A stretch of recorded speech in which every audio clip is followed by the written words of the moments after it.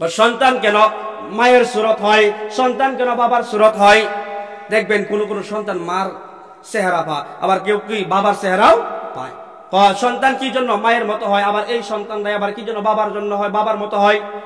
স্বামী স্ত্রীর হালাল ভাবে যখন তাদের যুদ্ধ শুরু হয়, মিলন যখন শুরু হয়, তখন দেখবেন যদি আল্লাহ রাসূল সাল্লাল্লাহু আলাইহি ওয়াসাল্লাম আব্দুল্লাহ ইবনে সালামের উত্তর দিকে বলেন, যদি এই মিলন যুদ্ধের ভিতরে ছেলে যদি অর্থাৎ স্বামী যদি বিজয়ী হয়, তাহলে সন্তানটা হবে স্বামীর চেহারায়। আর যদি স্ত্রী বিজয় হয়, ওই সন্তানটা হবে স্ত্রীর চেহারার মতো। বুঝতে পারছেন? যদি স্ত্রী বিজয় হয়, সন্তান ছেলে হোক মেয়ে হোক যেটাই হোক, ওই মায়ের আকার পাবে, মায়ের চেহারা সুরতের কিছু ভঙ্গি পাবে। আর যদি স্বামী বিজয় হয়, ছেলে হোক মেয়ে হোক, ওই স্বামী অর্থাৎ বাবার চেহারা সুরতের একটা কি আকার ভঙ্গিমা সে পাবে। এখন বলতেছে মুহাম্মদ তুমি এই কথাও সত্য বলছো, তোমার এই উত্তর সঠিক, এই উত্তর সঠিক।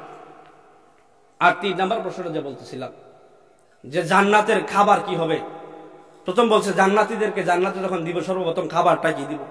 হাদিসের ভিতরে ওই যে নাসাই শরীফের 1493 নম্বর হাদিসের ভিতরে বলেন, আল্লাহ পাক রব্বুল আলামিন যখন জান্নাতীদেরকে জান্নাতে দিবেন, দেওয়ার পরে মাছের কলিজার একটা অতিরিক্ত অংশ আছে, মাছের কলিজা না, আমরা বরাবর আমাদের সমাজে সরে গেছে, আল্লাহ জান্নাতীদেরকে মাছের কলিজা দিয়ে খাওয়াইব। মূলত হাদিসের ভিতরে জান্নাতীদেরকে মাছের কলিজা দিয়ে খাওয়াবে এমন কিছু লেখা নাই, বরং লেখা আছে জান্নাতীদেরকে যে প্রথম খাবার খাওয়াবে মাছের কলিজার অতিরিক্ত একটা অংশ।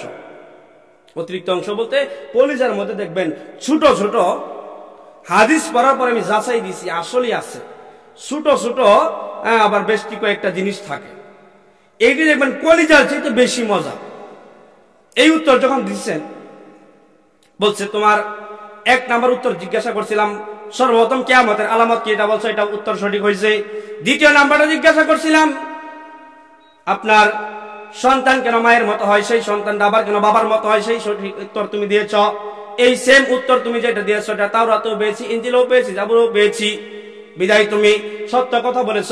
এবং 3 নাম্বার মাছের অতিরিক্ত কলিজার অতিরিক্ত অংশ দিয়ে জান্নাতীদেরকে প্রথম খাবার দিবে, এই কথাটাও বলছো, এই কথাটাও সঠিক। বিদায় আমি আর দেরি করতে চাই না, আমাকে পড়ায় দাও আশহাদু আল্লা ইলাহা ইল্লাল্লাহু ওয়া আশহাদু আন্না মুহাম্মাদান আবদুহু ওয়া রাসূলুহু। উত্তর সঠিক যখন পাইছে তখনই আব্দুল্লাহ ইবনে সালাম থেকে আব্দুল্লাহ ইবনে সালাম রাদিয়াল্লাহু তাআলা আনহু হইছে। বুঝতে পারছেন? এরকম খাবার জান্নাতীদের খাবার আরো কেমন হবে। আমরা যখন সূর্য গ্রহণের নামাজ বা বৃষ্টি বর্ষণ নামাজ, আমরা আসলে এগুলো আমরা জানিও না, মানে কি পড়েও না, জানেও না। আল্লাহ রাসূল সাল্লাল্লাহু আলাইহি সাল্লাম আমলে যখন সূর্য গ্রহণ হইতো, চন্দ্র গ্রহণ হইতো, আল্লাহ রাসূল নামাজে দাঁড়ায় গেছে, নামাজে দাঁড়িয়ে গেছে। যখন অতিরিক্ত বৃষ্টি না হইতো, যখন বৃষ্টির খুব অভাব ছিল, বৃষ্টি প্রয়োজন হইতো, তখন আল্লাহ রাসূল নামাজে দাঁড়ায় যেত। নামাজ দাঁড়ানোর পরে এই আমলটা আবার হয়, এই আমলটা আবার আমাদের হয়। কিন্তু এই যে সূর্য গ্রহণের নামাজ তাও আমরা পড়তে চাই না, চন্দ্র গ্রহণের নামাজ তাও পড়তে চাই না। আল্লাহ রাসূল সাল্লাল্লাহু আলাইহি ওয়াসাল্লাম যখন চন্দ্র গ্রহণ লেগে গেছে, সাহাবীদেরকে নামাজ দাঁড়াইছেন। আল্লাহ রাসূল সাল্লাল্লাহু আলাইহি ওয়াসাল্লাম তাকবীরে তাহরিমা বাঁধার পরে সূরা ফাতিহা তেলাওয়াত করেছেন, সূরা মিলাইছেন। কিন্তু সাহাবীরা পিছন দিক থেকে দেখবেন মুসল্লি যদি ইমামের পিছনে দাঁড়া, ওই মুসল্লি ইমাম সাহেব কি করে মোটামুটি ফলো করতে পারে, কারণ তার সামনে থাকে, ঠিক আছে না। যদি মন ওই দিকে নাও যা, আল্লাহ রাসূল সাল্লাল্লাহু আলাইহি ওয়াসাল্লাম ইমামতি করতেছেন, প্রত্যেক দিনের মতো নামাজ পড়াইতেছেন, কিন্তু প্রথম রাকাতে সেজদা দিয়েছেন 2টা, রুকু দিয়েছেন 2টা, রুকু দিয়েছেন 2টা, সেজদাও দিয়েছেন 2টা, রুকু 2টা দিছে, অর্থাৎ ওই নামাজে রুকু 2টাই দিতে হয় বা দিচ্ছে। আল্লাহ রাসূল সাল্লাল্লাহু আলাইহি ওয়াসাল্লাম হাদিসের ভিতরে লেখছে, 1 রাকাত নামাজ যখন পড়ছে রুকুর আগে দিয়া আল্লাহ রাসূল সাল্লাল্লাহু আলাইহি ওয়াসাল্লাম সামনের দিকে এরকম ভাবে গেছে, নামাজে দাঁড়াইছে, এখান থেকে সামনে দিকে গিয়া যখন কি ধরতে চাইছিল, ধরতে পারে নাই, আবার পিছনে চলে আসছে, আবার আইসা নামাজ পড়তেছে, রুকুত গেছে, সাজদা দিছে, দেওয়ার পরে আপনার 1 রাকাত পড়ার পরে 2য় রাকাতের জন্য আবার দাঁড়াইছে। 2য় রাকাতে যখন আবার দাঁড়াইছে, এরকম ভাবে তেলাওয়াত করতেছে, হঠাৎ মাঝখানে যেখানে দাঁড়াইছিল সেখান থেকে পিছনে চলে আসছে, পিছনে ভয়ে যখন প্রকম্পিত হয়ে পিছনে চলে আসছে, আবার সামনের দিকে চলে গেছে। 2 রাকাত নামাজ শেষ হওয়ার পরে সাহাবায়ে কেরাম জিজ্ঞাসা করছে, ইয়া রাসূলুল্লাহ, ইয়া হাবিবাল্লাহ সাল্লাল্লাহু আলাইহি ওয়াসাল্লাম, অন্যান্য দিন নামাজ পড়ি, কিন্তু আজকে যেমন আশ্চর্য একটা ঘটনা আপনার ভিতরে দেখলাম, অতীতে কোনোদিন নামাজ পড়লে সামনের দিকেও যান নাই, অতীতে কোনোদিন নামাজ পড়লে পিছনের দিকেও যান নাই, কিন্তু আজকে যখন নামাজ পড়ছেন প্রথম রাকাত দেখলাম আপনি সামনের দিকে গেছেন, সামনের দিকে গিয়া হাত বাড়ায় যেন কি ধরতে চাইছিলেন কিন্তু ধরতে পারেন নাই, কাহিনী কি? আবার দ্বিতীয় রাকাত দেখলাম আপনি পিছন দিকে আসলেন, মনে হয় যে ভয় পাইছেন, আবার সামনের দিকে আবার যে জায়গায় নামাজ পড়ছেন সেই জায়গায় চলে গেছেন, কাহিনী কি? বলে আসলে কি তোমরা দেখছো? যে আমরা দেখছি, আমরা দেখছি। বলতেছে যে প্রথম রাকাতে যখন নামাজ পড়লাম আল্লাহ পাক রব্বুল আলামিন আমাকে প্রথম রাকাতে জান্নাত দেখাইছেন, সুবহানাল্লাহ। দ্বিতীয় রাকাতে আল্লাহ জাহান্নাম দেখাইছেন। মুসা আলাইহিস সালাতু ওয়াস সালাম অন্যান্য নবীরা বলছে আল্লাহ তোমার জান্নাতটা দেখতে চাই বলে সম্ভব না, আল্লাহ তোমার জাহান্নাম দেখতে চাই বলে সম্ভব না। আল্লাহ রাসূল সাল্লাল্লাহু আলাইহি ওয়াসাল্লাম আমাদের নবী বলছে আল্লাহ তোমার জান্নাতটা দেখতে চাই, তোমার জাহান্নামটাও দেখতে চাই। আল্লাহ রাসূল সাল্লাল্লাহু আলাইহি ওয়াসাল্লামের কথার উত্তরে আল্লাহ পাক রব্বুল আলামিন জিবরাইল আমিন আলাইহিস সালাতু ওয়াস সালামকে বলছেন মেরাজে আসলে আয়েশা তো দেখতে হবে, কিন্তু আমার বন্ধু যেহেতু চাইছে দেখার জন্য দেরি করে লাভ নাই, তোমার এক হাতে তোমার ডান হাতে আমার জান্নাত নিয়ে নাও, তোমার বাম হাতে আমার জাহান্নাম নিয়ে নাও। প্রথম রাকাতে জান্নাত দেখাইয়া দিবা, দ্বিতীয় রাকাতে জাহান্নাম দেখাইয়া দিবা, সুবহানাল্লাহ। এই যখন নামাজ পড়ছেন প্রথম রাকাতে জান্নাত দেখাইছেন, আল্লাহ রাসূল সাল্লাল্লাহু আলাইহি ওয়াসাল্লাম যে হাত নিয়ে ধরতে চাইছিলেন ধরতে পারেন নাই, কি ধরতেন? হ্যাঁ, সাহাবায়ে কেরাম জিজ্ঞাসা করছে ইয়া রাসূলুল্লাহ কি ধরতে চাইছিলেন, ধরতে পারেন নাই? আল্লাহ রাসূল সাল্লাল্লাহু আলাইহি ওয়াসাল্লাম বলেন আমি যখন প্রথম রাকাত যখন নামাজ পড়লাম হাত যখন সামনের দিকে বাড়াইলাম কি যেন ধরতে চাইছিলাম, ধরতে পারি নাই। তোমরা এটাই তো জানতে চাইছো যে ইয়া রাসূলুল্লাহ, এটাই জানতে চাইলাম। আমি ধরতে চাইছিলাম মূলত আঙ্গুর গাছ না, আঙ্গুর গাছের ডালা, পুরা ডালাও না, আঙ্গুর গাছের ডালার ভিতরে শাখা প্রশাখা, পুরা শাখা প্রশাখাও না, ওই শাখা প্রশাখার ভিতরে আঙ্গুলের জুফরা, তাও বড় জুফরা না, ছোট্ট একটা জুফরা ধরতে গেছিলাম। এত বড় আমি ধরতে পারি নাই, দুই হাত দ্বারা ধরলাম। ধরার পরে যখন আমি রাখতে পারলাম না আল্লাহ রাসূল সাল্লাল্লাহু আলাইহি ওয়াসাল্লাম বলেন জিবরাইল আবার জান্নাতের পিছনে নিয়ে গেছে, আমি ধরতে পারি নাই। করে কতটুকু বড়? স্বাভাবিক হইলে না 1 কেজি 2 কেজি হইতো, আনুমানিক আর কি বললাম। আল্লাহ ইয়া রাসূলুল্লাহ কতটুকু বড় হইতো আনলেন না, কতটুকু বড় হইলো এটা তোমাদেরকে কিভাবে বুঝাবো? তবে এতটুকু ভাবে বুঝাইতে পারি, এত সুন্দর করে বুঝাইতে পারতাম না, কারণ আমি তো আনতে পারি নাই, বরাবর দেখাইতে পারতাম, যেহেতু আনতে পারি নাই কতটুকু বড়। ওই একটা জুফরা যদি, একটা আঙ্গুরের সরা যদি আনতাম, আনেওয়ালা উম্মত আমি নবী সহ, আমার স্ত্রী সহ, আমার সাহাবায়ে কেরাম তোমরা সহ, আনেওয়ালা উম্মত কিয়ামত পর্যন্ত মুমিন মুমিনাত বান্দি বান্দা যত মানুষ আসতো এক জুফরা থেকে কিয়ামত পর্যন্ত আঙ্গুর খাইতো, কিন্তু কিয়ামত পর্যন্ত আঙ্গুর খাইলেও একটা জুফরা শেষ হইতো না। খাবার কত বড় ছিল! একটা আঙ্গুরের গাছ না, আঙ্গুর গাছের একটা ডালও না, ডালের শাখাও না, শাখার প্রশাখাও না, বলে আঙ্গুর গাছের আগায়। আঙ্গুর গাছ দেখছেন না অনেকেই, দেখবেন যে ডাল ছেড়ে গিয়া শাখা ছাড়ছে, প্রশাখা ছাড়ছে, একেবারে আগায় গিয়ে আঙ্গুরের জোফরা একটা হইছে। ওই একটা আঙ্গুরের ছড়া বা জুফরা আপনারা যেটা বলেন, এইটা যদি আল্লাহ রাসূল সাল্লাল্লাহু আলাইহি ওয়াসাল্লাম আনতেন,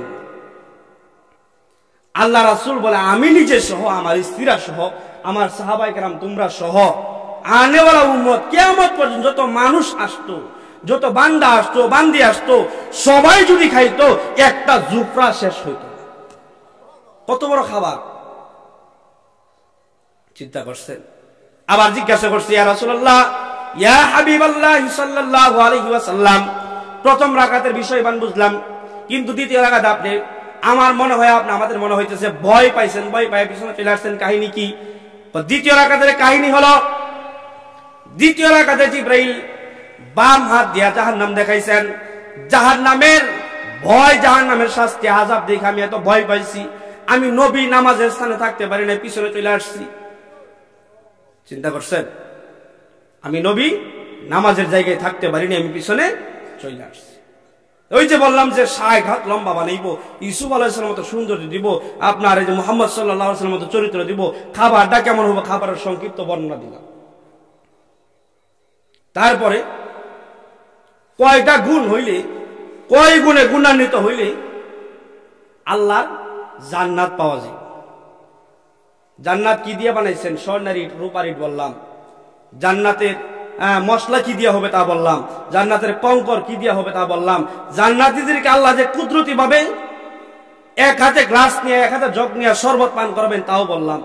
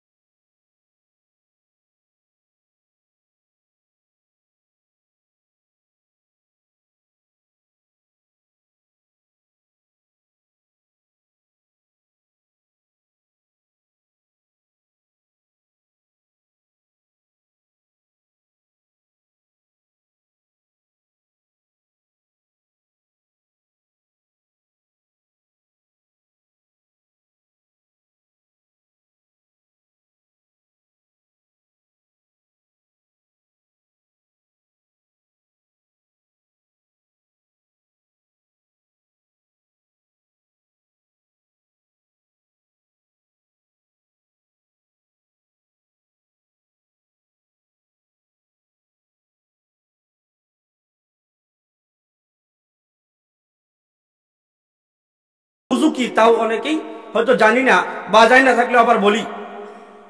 খুশু খুজু এর অর্থ কি, এর মানেটা কি? খালি খুশু খুজুই বলি, আরবি শব্দ বাংলাটা কি?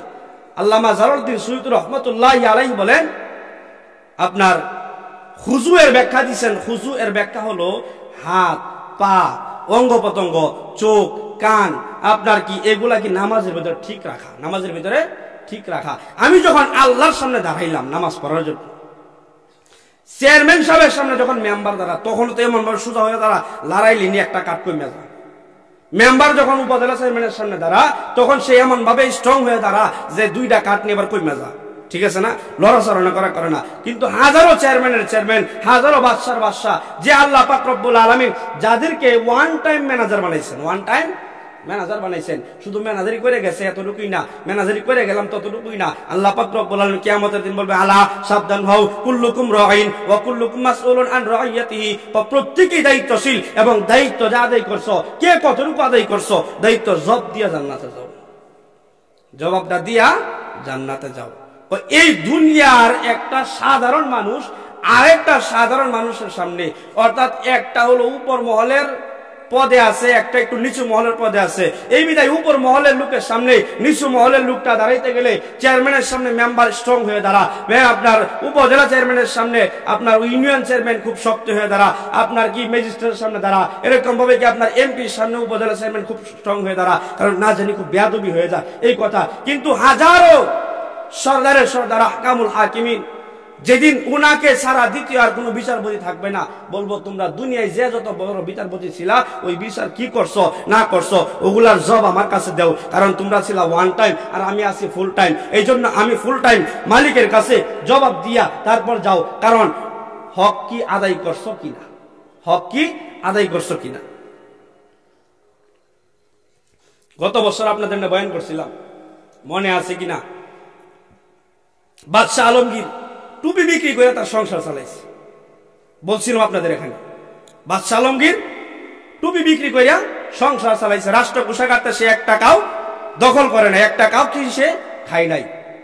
শুধু এটা না, উমর রাদিয়াল্লাহু আনহু যখন রাষ্ট্রনায়ক ছিলেন, উমর রাদিয়াল্লাহু তাআলা আনহুর কাছে একজন বিচার নিয়ে গেছে। বিচার নিয়ে যাওয়ার পরে উনি কফি বাতি জ্বালাইছে, রাষ্ট্রের হিসাব করতেছেন, রাষ্ট্রীয় টাকা দিয়ে রাষ্ট্রের বাতি জ্বালাইয়া হিসাব করতেছেন। হিসাব করার পরে উনার কাছে ব্যক্তিগত একটা বিচার নিয়ে গেছেন, ব্যক্তিগত একটা বিচার নিয়ে গেছেন। উমর রাদিয়াল্লাহু জিজ্ঞাসা করছে, তুমি কি রাষ্ট্রীয় বিচার নিয়ে আসছো না তোমার ব্যক্তিগত বিচার? বলছে, আমি তো ইয়া আমিরুল মুমিনিন, আমি আপনার কাছে আমার ব্যক্তিগত একটা বিচার নিয়ে আসছি, ব্যক্তিগত একটা বিচার নিয়ে আসছি। উমর রাদিয়াল্লাহু এই কথা বলতেই ফু দিয়া রাষ্ট্রের বাতিটা নিভাইয়া দিছে। রাষ্ট্রীয় টাকা দিয়া যে বাতি জ্বলতেছিল সেই বাতিটা নিভাইয়া দিছে। তার মানে উনি তো অবাক হয়ে গেছে, সাহাবী, আপনার কাছে ভালো কথা বিচার নিয়ে আসলাম, আপনি বাতি বন্ধ করে দিলেন। বল, তুমি যে রাষ্ট্রীয় বাতি দিয়া তোমার ব্যক্তিগত বিচার করার পাওয়ার আমার নাই। রাষ্ট্রীয় টাকা দিয়ে যে বাতি জ্বলে সেই বাতির আলো দিয়ে তোমার ব্যক্তিগত বিচার করার পাওয়ার আমার নাই। বিদায় তোমার ব্যক্তিগত বাতি থাকলে জ্বালাও, না হয় অন্ধকারে বিচার দাও। কারণ রাষ্ট্রের টাকা দিয়ে যে বাতি জ্বলতেছে, আমি রাষ্ট্রের গণনা করতেছি, রাষ্ট্রীয় হিসাব কি করতেছি, আমি সারাদিন কি করলাম, আগামীকালকে কি করব, রাষ্ট্রীয় কাজ হিসাব করতেছি। বিদায় রাষ্ট্রের বাতি আমার জন্য ব্যবহার করা যায়। যেহেতু তোমার ব্যক্তিগত বিচার আনছো, তোমার ব্যক্তিগত বিচার রাষ্ট্রীয় বাতি জ্বালায় শোনার অধিকার আমার নাই। এই জন্য বলবো, কে কতরূপ দায়িত্ব পালন করলা, কে কতরূপ দায়িত্ব পালন করলা। শুধু মেম্বার, চেয়ারম্যান, এমপি, মন্ত্রী, ইমাম, মুয়াজ্জিন, খতিব, খাদেম তারাই যে ফাঁসবো এমন না, আপনিও ফাঁসবেন, আমিও ফাঁসবো, কারণ আমিও একটা সংসারের মেম্বার, আপনিও একটা সংসারের মেম্বার। আপনার অধীনে ছেলে আছে, মেয়ে আছে, মা আছে, বাবা আছে, ভাই আছে, বোন আছে, শ্বশুর শাশুড়ি আছে, তাদেরকে কতটুক আপনি রাখছেন, তাদের হক কতটুক পালন করছেন। আপনার উপর হক ছিল আপনার বোনকে পর্দা করুন, আপনি পর্দা করেন নাই। আপনার উপর হক ছিল আপনার মাকে পর্দা করুন, আপনি পর্দা করেন নাই। আপনার উপর হক ছিল আপনার ফ্যামিলিকে পর্দা করুন, তাও করেন নাই। এগুলো কতটুক মানছেন? বিদায় শুধু বলবেন যে হুজুর খালি মেম্বার চেয়ারম্যানই ধরছে না, সবাইই ধরবেন, সবাই সব দিক দিয়ে মেম্বার চেয়ারম্যান। কারণ ফ্যামিলি তো একজনের অধীনে চলে, যে কারো, ঠিক আছে না? ফ্যামিলির যে কর্তা থাকে, ফ্যামিলির যে মূল থাকে, সেই ফ্যামিলির মেম্বার। সমস্ত ফ্যামিলির জব সে দিব। কি করলা, কি করাইলা? তুমি যদি বলতা নামাজ পড়তো, তুমি বলো নাই বিদে নামাজও করে নাই। এই জন্য বললাম সফল কাম শুধু একটাই, এই জগতে ঈমান আমল নিয়ে যে দুনিয়া ত্যাগ করতে পারছে সেই হলো সফল কাম। কদ আফলাহাল মুমিনুন, মুমিনরাই হলো সফল কাম। যে মুমিন কারা? আল্লাযীনা হুম ফি সালাতিহিম খাশিউন, যারা নামাজের ভিতরে খুশু খুজু আদায় করে। এই জন্য বলতেছিলাম আল্লামা জালালউদ্দিন সুয়ুতী রাহমাতুল্লাহ আলাইহি খুজু এর ব্যাখ্যা দিয়েছেন, হাতকে ঠিক রাখা, পাকে ঠিক রাখা, কানকে ঠিক রাখা, চোখকে ঠিক রাখা, পাকে ঠিক রাখা, অঙ্গ প্রত্যঙ্গ স্থির রাখা। অঙ্গ প্রত্যঙ্গকে নামাজের ভিতরে অটুট রাখা, স্থির রাখা। যে কেমন ভাবে? নামাজে ওই দুনিয়ার বাদশার সামনে বাড়াইলে যেরকম ভাবে স্ট্রং হও, তার চেয়ে লক্ষ কোটি গুণ ভাবে স্ট্রং হইয়া আল্লাহর সামনে দাঁড়াইতে হবে। আমার চোখটা একটু লেগে গেছে, না জানি আল্লাহ আমার বেয়াদব বলে ঘোষণা দেয়, ঠিক আছে না? কয়জন এটা মনে করি নামাজে দাঁড়ানোর পরে মাথা খাজাইতাছি, ফ্যাট খাজাইতাছি, ফিট খাজাইতাছি, ঠ্যাং খাজাইতাছি, কি করি কি না করি। অন্য একজন দেখলো পাগল হয়েছে, অন্য একজন দেখবো কি পাগল হয়ে গেছে মনে। এমন অবস্থা আমরা করি কি করি না? অথচ নামাজ দাঁড়ানোর পরে আমরা যে আল্লাহর কাছে আহকামুল হাকিমিন, তিনি সবচেয়ে বড় হাকিম, তিনি সবচেয়ে বড় বিচারক, তিনি সবচেয়ে বড় মালিক। উনার চেয়ে বড় কোনো মালিক নাই, উনার চেয়ে বড় কোনো সর্দার নাই, উনার চেয়ে বড় কোনো খাওয়ানেওয়ালা নাই, উনার চেয়ে বড় কোনো মাননেওয়ালা নাই, উনার চেয়ে বড় কোনো হায়াত দেনেওয়ালা নাই, উনার চাইতে বড় কোনো মালিক নাই। উনার সামনে দাঁড়াইলাম আর আমার ভিতরে এটা নাই যে আমি কার সামনে দাঁড়াইছি। অথচ দুনিয়ার একটা মানুষের সামনে দাঁড়াইলে আমরা ভয় হই যে আমার কি ক্ষতি জানি হয়ে যা, না জানি পুলিশের সামনে খাড়াইছি, না জানি একটা মামলা দেয়, থানার ওসি সাহেবের সামনে আসছি, এর যদি বেয়াদবি হয়, না জানি একটা মামলা অন্যদিকটা ঢুকাইয়া দেয়। এই আশা নিয়া নিজেরা শক্ত রাখি। কিন্তু আল্লাহর কাছে দাঁড়াইলাম, এখন আল্লাহর সাথে কথা বলতেছি, এখন আল্লাহর সাথে কিভাবে কথা বলতে হবে, ভদ্রতা কিভাবে বজায় রাখতে হবে তাই জানি না। দাঁড়ানো আর না দাঁড়ানো সমান, দাঁড়ানো আর না দাঁড়ানো। মুফাসসিরিন কেরাম বলেন, বান্দা যখন নামাজ পড়ে, নামাজ পড়ার পরে আলহামদুলিল্লাহি রাব্বিল আলামিন রহমানির রহিম তেলাওয়াত করে কিনা, কিন্তু এমন হয়েছে কি তেলাওয়াত করতেছে সে নিজেও জানে না। ওই যে বললাম না, মাথা খাজাইতেছে, ঠ্যাং খাজাইতেছে, পাও খাজাইতেছে, ফ্যাট খাজাইতেছে, ফিট খাজাইতেছে, এরকম ভাবে নামাজের ভিতরে আসল নাই তাও না। ওই নামাজ তারে বদদুয়া দেয়, নামাজ তারে কি করে? বদদুয়া দেয় আল্লাহর কাছে। আল্লাহ আমার তারে ফুঙ্গ বানাইছে, সে আমারে ফুঙ্গ বানাইছে, আমার হাত লোলা বানাইছে, পা লোলা বানাইছে, আমাকে অন্ধ বানাই দিছে, আমার গার মটকাই দিছে। আল্লাহ আমি নামাজ হইয়া তার জন্য আপনার কাছে বদদুয়া করি, তারও হাত ভাঙিয়ে দাও, তারও পা ভাঙিয়ে দাও, তারও লুলা বানায় দাও, তারও ঠক বানায় দাও, তারও ঘর ভাঙিয়ে দাও, কারণ সে আমার নষ্ট করছে। বিদায় আমি তার জন্য ভালো কিছু দোয়া করতে পারি না, এই জন্য আমিও দোয়া করি তারও নষ্ট বানিয়ে দাও। নামাজে বদদুয়া দেয়, নামাজে কি করে?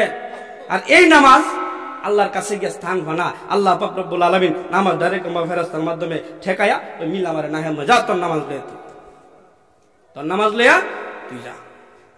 তদ্রুপ ভাবে নামাজ যদি হেফাজত করে, ওই নামাজ আল্লাহর কাছে দোয়া করে, আল্লাহ সে আমাকে সুন্দরভাবে হেফাজত করছে, আল্লাহ তুমিও তারে হেফাজত করো, তুমিও তারে হেফাজত করো। আর এই নামাজে কবরের আযাব ঠেকাইবো, এই নামাজে মিজানের পাল্লায় ওজন দিব, এই নামাজে ফুলসিরাত পার করতে সহজ হয়ে দিব, এই নামাজে কিয়ামতের দিন যখন আর কোনো ছায়া থাকবে না, আর কোন কারো দিকে কোন তাকানোর সময় থাকবে না, মা আর মা থাকবে না, বাবাও বাবা থাকবে না, বোন বোন থাকবে না, ভাইও ভাই থাকবে না, কেউ অন্য কেউ কারো দিকে তাকাইবে না এবং কেউ কারো চিনবে না।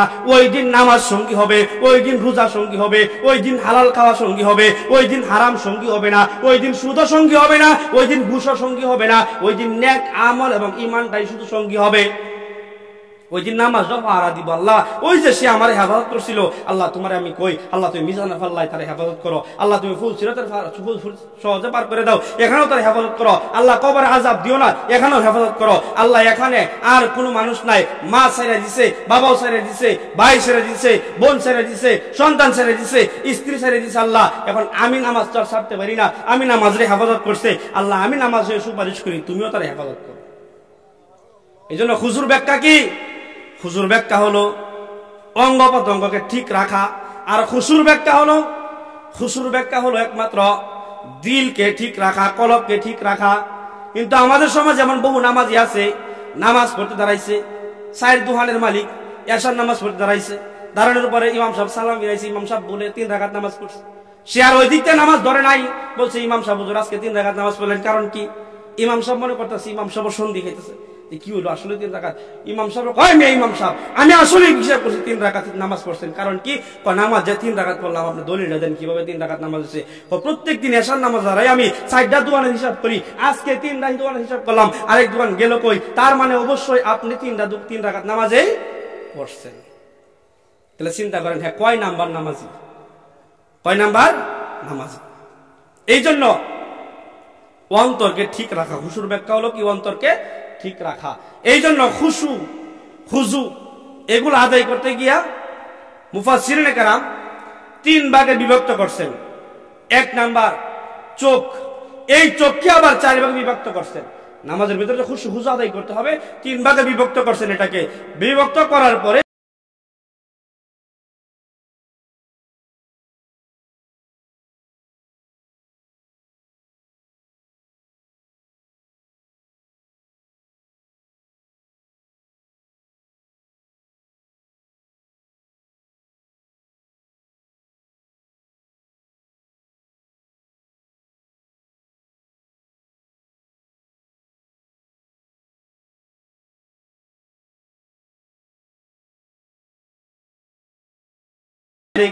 আল্লাহ সবচেয়ে সম্মানিত, এই কথা যখন রুকুতে গিয়া মাথা নত করে স্বীকার করবে, তখন বান্দার 2 চোখ থাকবো 2 পায়ের বৃদ্ধাঙ্গুলির দিকে, 2 পায়ের বৃদ্ধাঙ্গুলির দিকে।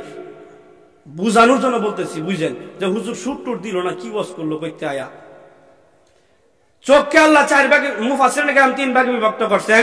দাঁড়ানো অবস্থায় সেজদার জায়গায় 2 চোখ থাকবে, রুকু অবস্থায় 2 পায়ের বৃদ্ধাঙ্গুলির দিকে চোখ থাকবে। তদ্রূপভাবে সেজদা অবস্থায় 2 চোখ থাকবে নাকের দিকে। 2 চোখ কোন দিকে? নাকের দিকে। আবার যখন বসবে আত্তাহিয়াতু প্রথম বৈঠক, দ্বিতীয় বৈঠক, তাশাহুদ যখন বসবে, প্রথম বৈঠকে শুধু তাশাহুদ পড়বে, দ্বিতীয় রাকাত তাশাহুদের পরে দুরূদ শরীফ, তারপর দোয়া মাসুরা পড়বে। তো এই সময় 2 হাঁটুর মাঝখানে তার চেহারা থাকবে, চোখ থাকবে, 2 হাঁটুর মাঝখানে চোখ থাকবে। তদ্রূপভাবে 2 নাম্বার বলছে কানকে ঠিক রাখা, কানকে ঠিক রাখা। অর্থাৎ আমি কি তেলাওয়াত করতেছি, আমি কি তেলাওয়াত করতেছি। দেখবেন মুসল্লি নামাজি যত আস্তেই তেলাওয়াত করুক না কেন, যত আস্তেই তেলাওয়াত করুক, সে দেখবেন কমপক্ষে তার কান দ্বারা শোনে। ঠিক আছে না? আমি যত আস্তেই তেলাওয়াত করি, কমপক্ষে আমার তেলাওয়াত আমি শুনবো, বা আমার তেলাওয়াত আমি কমপক্ষে বুঝতে পারবো। নামাজি যে তেলাওয়াত করে, তেলাওয়াতটা তার সহি কিনা, তেলাওয়াতটা বুঝতেছি কিনা, তার তেলাওয়াতটা সে নিজে বুঝতেছি কিনা, এটা অটুট রাখা, এটার উপর ইস্তেকামাত থাকা, এটা হলো খুশুর 2 নাম্বার। 3 নাম্বার হলো অন্তরকে ঠিক রাখা, অন্তরকে ঠিক রাখা। নামাজে দাঁড়াইলাম, নামাজের পরে আপনার গুজির কোনা বাজারে মন গেছে, আবার পশ্চিম বালিসান্দা আসে, আবার কান্দা ভরা যা, আবার দুর্গাপুর যা, আবার আপনার এই যে এই সমস্যার নদীর যা, আবার কলমা আন্দা যা, এরকম ভাবে দৌড়াদৌড়ি করতেছে। এরকম অবস্থায় ইমাম সাহেব নামাজ শেষ করে আছে, এটা কোনো খুশু আদায় হলো না। 3 ভাগের ভিতরে চোখকে 4 জায়গায় ঠিক রাখা, এরপরে কানকে নিজে কি বলতেছি, আর যদি ইমামের উপর ইক্তেদা করি, ইমাম সাহেব কি বলতেছে তাদের মন দিয়ে শুনি। আর 3 নাম্বার হলো কি? অন্তরকে ঠিক রাখা নামাজের ভিতরে। অন্তরকে ঠিক রাখা কিসের ভিতরে? নামাজের ভিতরে। নামাজি হলো 5 প্রকার। নামাজি কয় প্রকার? নামাজি কয় প্রকার? আরো জুড়ে হাত দেখান, হাত দেখান। নামাজি কয় প্রকার? ফলাফল 5 প্রকার। ফলাফল কয় প্রকার? নামাজি কয় প্রকার? ফলাফল কয় প্রকার? নামাজিও 5 প্রকার, ফলাফল 5 প্রকার। 1 নাম্বার নামাজি হয়তো মাঝে মাঝে জানাজার নামাজ পড়ে, বিশাল গুরুত্ব আছে জানাজার নামাজে, আর নাহলে জুমার নামাজ পড়ে, আর নাহলে 2 ঈদের নামাজ পড়ে। এটা হলো 1 নাম্বার নামাজি। 1 নাম্বার নামাজি দেখবেন ফজরের নামাজ নাই, জোহর নাই, আসর নাই, আর ফজর এবং জোহরের আজানে কলিমুদ্দি মরে গেছে, 10টা জানাজা, গোসল করে 8টা বাজে রেডি, জানাজা পড়ুন লাগবো। 10টা বাজে জানাজা পড়িয়া আবার হুইতা ঘুম দিছে, আসর গেছে, মাগরিব গেছে, আশা গেছে, পরে জিগা বউ বা তুই সিটিলা বাদ দাও। আসর জোহর মাগরিব আশা একটারও খবর নাই। ফরজ নাই, নফল লয়ে টানাটানি। ফরজে আইন যেটা, এটা কোনো মূল্য নাই। ফরজে কিফায়া লয়ে সে টানাটানি। 2 ঈদের নামাজ, ওয়াজিব নামাজ, এগুলো লয়ে টানাটানি। আসলে ঈদের দিন ফজর নামাজও পড়ছে না, এই নামাজের দাম আছে। সারা সপ্তাহ 34 ওয়াক্ত নামাজের কোনো খবর নাই। জুমার নামাজের সময় টানাটানি। জুমার নামাজ তো ফরজ না, জোহরের নামাজ, ফজর নামাজ, আসর নামাজ এগুলো তো ফরজ ছিল। নামাজি 5 প্রকার। নামাজি কয় প্রকার? 1 নাম্বার নামাজ পড়ে মাঝে মাঝে, অথবা নামাজ ধরে আর ছাড়ে। নামাজ ধরে আর ওই যে জুহুর পড়ছে আসর নাই, আসর পড়ছে মাগরিব নাই, মাগরিব পড়ছে এশা নাই, এশা বললে ফজর নাই, অথবা শুধু ঈদের নামাজ পড়ছে, অথবা শুধু জানাজার নামাজ পড়ে। এই নামাজ দরে সারে এই নামাজির কোনো ফায়দা নাই। ওই এই যে যেই কয়টা নামাজ পড়লো এই নামাজে চেষ্টা করবো তারা জান্নাতে নেওয়ার জন্য, কিন্তু বাকি যেই ওয়াক্ত নামাজ পড়ছে না, যেই কয় রাকাত যেই কয় ওয়াক্ত নামাজ পড়ে নাই, এই জান্নাত এই নামাজি এবং যেই নামাজগুলো কাজা করছে বা পড়ে নাই এবং যেই নামাজগুলো পড়ছে তারে মাঝখানে দিয়া দুই এক নামাজ যেটা পড়ছে এদিকে এক দিকে থাকবো, যেগুলো পড়ে নাই এদিকে এক দিকে থাকবো, তারে দুই হাত দিয়ে দুই দিকে টান দিব। এই যে নামাজ পড়ছে জোহরের নামাজ যদি পড়ে থাকে বাকি সাহেব তো পড়ে নাই, কথার কথা জোহরের নামাজে বলবো বাকি সাহেব তোরে আসর মাগরিব এশা ফজর আমি তোর ডাক দিছি হুন যে কি কও, আমি যে জোহর হয়ে তোরা বললাম হ্যাঁ আসর পড়ছে না, মাগরিব পড়ছে না, এশা পড়ছে না, ফজর পড়ছে না, খালি জোহরই পড়ছি, এখন তোর পাওয়ার বেশি না আমার পাওয়ার বেশি? 4 ওয়াক্ত পড়ছে না 1 ওয়াক্ত পড়ছে, এখন কি 4 ওয়াক্ত পড়ছে না 1 ওয়াক্ত পড়ছে? 1 ওয়াক্ত নামাজ কত পাওয়ার থাকলে তুই জান্নাত চলে যা। আমি তো পারতাছি না, কারণ কি আমারে একলা হেফাজত করছে, তোরে 60 জন, তুই জোহর আসর মাগরিব এশা ফজর হেফাজত করছে না, বিদায় আমি টানলেও পারতাম না, তুই জান্নাত উঠে যাবে। বিদায় নামাজ দরে সারে এই নামাজের বিনিময় জান্নাত হতে পারে না।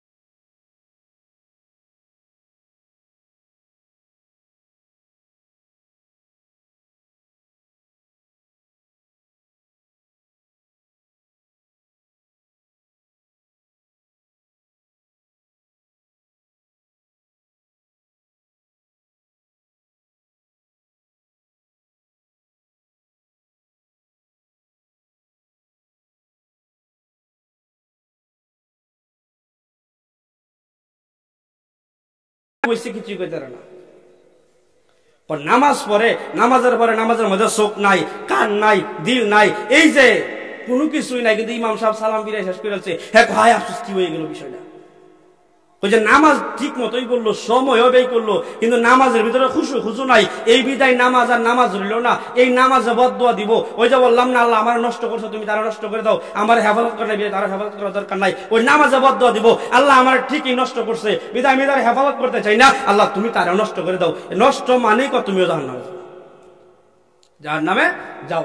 3 নাম্বার প্রকারই নামাজ হলো নিয়মিত নামাজ পড়ে, নামাজ ঠিকই পড়ে, সময়ও ঠিকই যা, কিন্তু নামাজ পড়ে যখন মন চলে যা বালিসান্দা বাজারে আবার মনটারে নামাজে ফিরে এনে, যখন চোখ ওয়ালো চলে যা আবার ফিরে এনে, যখন কান বাহিরে কিছু শুনতে চা তখন আবার নামাজে ফিরে এনে, তো চলে যা শয়তানের কাছে আবার ফিরে এনে, আবার নিয়ে যা আবার ফিরে এনে, আবার নিয়ে যা আবার ফিরে এনে, এরকম ভাবে ঘাউড়াঘাউড়ি করতে থাকবে। দেখবেন সন্তানরা যখন বাবা যখন বাজারে নিয়ে যা মজা কিনে দেওয়ার কথা বলে, টাকা আছে কিনা সন্তানেরা দেখে না, বলে আমার কিনে দিতেই হবে, না বাবা টাকা নাই মানতাম না, না বাবা কিনে দিতে পারবো না মানতাম না, দোকানদারে বলে দিব না মানতাম না, দিতেই হবে। গাউরাগাড়ি করে কিনা সন্তান রে? এই যে আজকেও তো অনেক সন্তান অনেক বাবা লোক গাউরাগাড়ি করছে, দোকানে আসছে মজা কিনে দিলে হয়তো কিনে দিতে পারছে না, বা কম কিনে দিচ্ছে তার মন মতো হইছে না। তদ্রুপ ভাবে এরকম ভাবে শয়তান খেলামেলা করে, আর নামাজিও শয়তানের থেকে বারবার মন কায়রা করে আনতে থাকে, এরকম বারবার চেষ্টা করে, মান জাদ্দা ফাওয়া জাদা, যে চেষ্টা করে সে সুতরাং ফল পায়। তো যেহেতু চেষ্টা করছে এই অবস্থায় নামাজ শেষ, নামাজ পড়লো, সময় ব্যয় করছে, চেষ্টাও করছে, আগের নামাজ সময় ব্যয় করছে, নামাজও পড়ছে, সে আপনার চেষ্টা করে নাই, চেষ্টা না করার কারণে জাহান্নাম। আর 3 নাম্বার নামাজ পড়ছে, সময় ব্যয় হয়েছে, চেষ্টাও করছে, যদিও নামাজ থেকে বাহিরে মন চলে গেছিল, আবার আনছে, এরকম আনতে আপনার নামাজ শেষ হয়েছে। এই চেষ্টা করার কারণে আল্লাহ সে আমার হেফাজত করার চেষ্টা করছে, বিধায় আমিও চেষ্টা করি, আল্লাহ আমি বলি, আমি আবেদন করি, সে যতটুকু চেষ্টা করছে আমার রাখার জন্য রাখছে, কিন্তু আমি পরিপূর্ণ তার জন্য চেষ্টা করি, আল্লাহ তুমি তার জান্নাত দিয়ে। 3 নাম্বার প্রকার জান্নাত বিনিময় নামাজের। নামাজ পড়ছে, চেষ্টাও করতেছে, এবং চেষ্টা করার কারণে বিনিময় হলো জান্নাত। আর 4 নাম্বার নামাজ হলো গাউস কুতুব পীর মুর্শিদের নামাজ। তারা নামাজ পড়ে, নামাজের ভিতরে মন দ্বারা অটল রাখাই, মন নামাজের বাহিরে জানা, ওইরকম নামাজ পড়ে। এই নামাজের বিনিময় হলো কি? 4 নাম্বার নামাজির বিনিময় হলো আল্লাহর জান্নাত, সুবহানাল্লাহি ওয়া বিহামদিহি। আর 5 নাম্বার নামাজি হলো নবী রাসূলদের নামাজ, আম্বিয়া আলাইহিস সালাতু ওয়াস সালাম নামাজ। কথাটা তো নিষ্পাপ, তাদের জীবনে কোনো গুনাহ নাই, তাদেরকে শয়তান আক্রমণ করতে পারে না, তাদের নামাজের বিনিময় হলো জান্নাত। তো নামাজি 5 প্রকার। নামাজি কয় প্রকার? এক নাম্বার নামাজ ধরে সারে যেই নামাজ ধরছে এই নামাজ চাইবো জান্নাতে নেওয়ার জন্য, কিন্তু যেই নামাজ ছাড়ছে এই নামাজ তারা জাহান্নামে ঢুকে যাবে। এক নাম্বার ধরে সারে নামাজ বিনিময় হলো জাহান্নাম। দুই নাম্বার নামাজ পড়ে নামাজের ভিতরে কানও ঠিক নাই, চোখও ঠিক নাই, অন্তরও ঠিক নাই, চেষ্টা না করার কারণে এর বিনিময় জাহান্নাম। তিন নাম্বার নামাজ সময় ব্যয় করছে, নামাজও পড়ছে, চেষ্টা করছে, চেষ্টার কারণে তার বিনিময় জান্নাত, সুবহানাল্লাহ। চার নাম্বার নামাজ ওলি বুজুর্গদের নামাজ, ওই নামাজের ভিতরে শয়তান আক্রমণ করলে করতেও পারে, নাও করতে পারে, তবে কমই পারে। যাদেরকে শয়তান আক্রমণ করে তারা সহি ওলি হতে পারে না, আর যারা ওলি হয় তাদেরকে সহজে শয়তান আক্রমণ করতে পারে না, তাদের বিনিময়ে নামাজের জান্নাত, সুবহানাল্লাহ। আর পাঁচ নাম্বার নামাজি হলো ওলি আপনার আম্বিয়া আলাইহিস সালাতু ওয়াস সালাম, নবী রাসূলদের নামাজ, তাদের নামাজের বিনিময় হলো জান্নাত, কারণ তাদেরকে শয়তান আক্রমণ করতেই পারে না। এই জন্য মুমিন কারা? নামাজের ভিতরে খুশু খুজু আদায় করে যারা, নামাজের ভিতরে খুশু খুজু আদায় করে যারা। এই জন্য মুমিন হতে চাই। মুমিন হলে কি আল্লাহ বিনিময় দিব তাও শুনলাম, মুমিন অবশ্যই সফল কাম তাও বুঝলাম। মুমিনের এক নাম্বার গুণ হলো যারা নামাজের ভিতরে খুশু খুজু আদায় করে। দুই নাম্বার নামাজের ভিতরে অযথা কাজ, অযথা কথা, অযথা বিশ্বাস থেকে বিরত থাকে। তিন নাম্বার আপনার এই যাকাত আদায় করে। চার নাম্বার লজ্জাস্থান হেফাজত করে। পাঁচ নাম্বার আপনার হলো আমানত রক্ষা করে। ছয় নাম্বার ওয়াদা রক্ষা করে। সাত নাম্বার হলো নামাজ যা ওয়াক্ত অনুযায়ী পড়ে। এই মুমিনের হলো 7 গুণ। এই 7টা আয়াতের পরে আল্লাহ পাক রব্বুল আলামিন বলে, হাবিব আপনি জানিয়ে দেন, উলাইকা হুমুল ওয়ারিসুন আল্লাযীনা ইয়ারিসুনাল ফিরদাউসা হুম ফিহা খালিদুন। ওই যে ফেরদাউস, জান্নাতুল ফিরদাউসের নাম আবার এখানে লয় করে। এই 7টা গুণ যাদের ভিতরে থাকবো তো তারাই হবে ওই ওয়ারিস, অর্থাৎ জান্নাতুল ফিরদাউসের ওয়ারিস। তো জান্নাতুল ফিরদাউসের ওয়ারিস হলে তারা কি হবে? আল্লাযীনা ইয়ারিসুনাল ফিরদাউসা হুম ফিহা খালিদুন। যারা জান্নাতুল ফিরদাউসের ওয়ারিস হবে তারা চিরদিন থাকবে, এখান থেকে আর কোনো দিন বের হবে না। এই জন্য যেন মুমিনের 7টা গুণ যেন নিজের জিন্দেগিতে গঠিত করতে পারি, আর নামাজ যেন খুশু খুশু আদায় করতে পারি, আর নামাজের যেন প্রথম প্রকার না হইয়া দ্বিতীয় প্রকার না হইয়া তৃতীয় এবং চতুর্থ প্রকার যেন হইতে পারি, পঞ্চম প্রকার তার হইতে পারবো না, সম্ভব না। এই জন্য আল্লাহ পাক রব্বুল আলামিন যেন নামাজ খুশু খুশু আদায় করে যেন পড়তে পারি, এবং 7টা গুণ যেন নিজের ভিতরে ফিট করতে পারি। এক গুণের বর্ণনা দিতে সময় শেষ হয়েছে। ইনশাআল্লাহ ভবিষ্যৎ যদি রিজিক থাকে ইনশাআল্লাহ বাকি শোনাবো। ওমা তাওফিক ইল্লা বিল্লাহ। আমার জন্য দোয়া চাই এবং আমার মা বাবা ফ্যামিলির জন্য, আপনার সবার